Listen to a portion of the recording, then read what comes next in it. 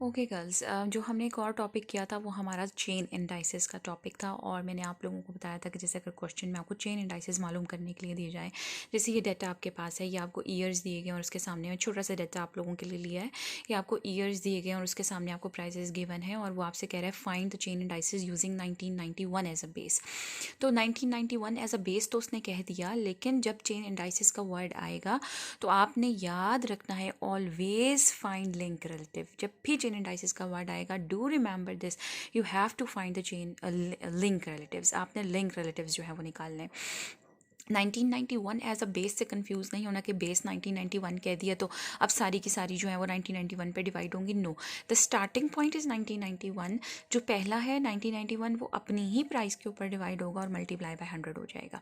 ठीक है, ये स्टार्टिंग के लिए। लेकिन जब चेन एंडाइसिस का वर्ड आएगा, याद रखें, बार बार बता रही हूँ, लिंक रिलेटिव्स निकलेंगे। लिंक रिलेटिव्स कैसे निकलते हैं कि जो करंट ईयर की प्राइस है वो पिछले साल की, Pn-1 से क्या मतलब है, प्रीवियस ईयर।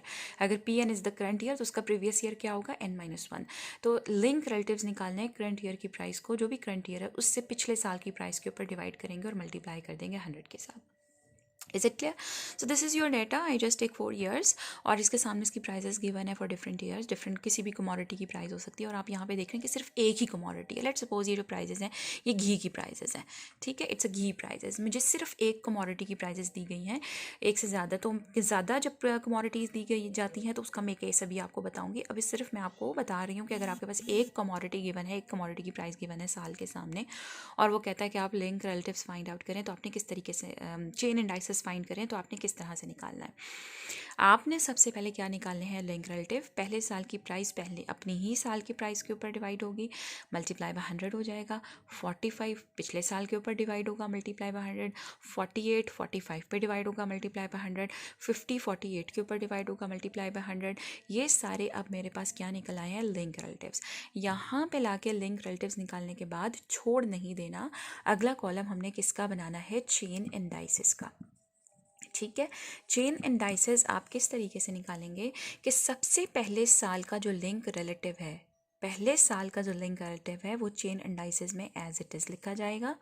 ठीक है, फिर जो आपके पास इस साल का चेन इंडाइसेस आया है वो अगले साल के लिंक रिलेटिव के साथ क्या होगा, मल्टीप्लाई और डिवाइड हो जाएगा 100 के साथ। यानी ये वाला जो साल का चेन इंडाइसेस निकला है वो क्या है, 100, और अगले साल का जो लिंक रिलेटिव है वो क्या है, 112.5, और 100 के ऊपर हमने इसको क्या कर दिया, divide, and then you get the answer.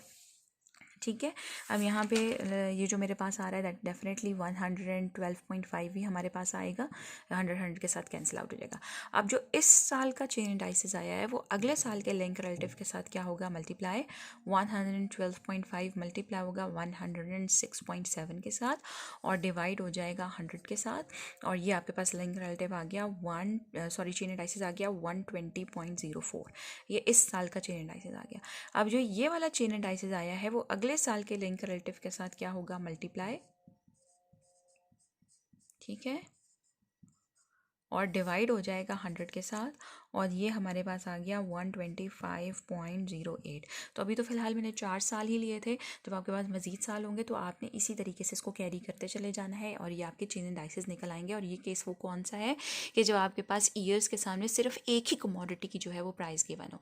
अब जो आपकी बुक की एग्जाम्पल 5.2a है और 5.2b है, ये आप लोग देख लीजिए, ये बिल्कुल इसी तरीके से जो है वो सॉल्व हुई हुई है। ठीक है, आज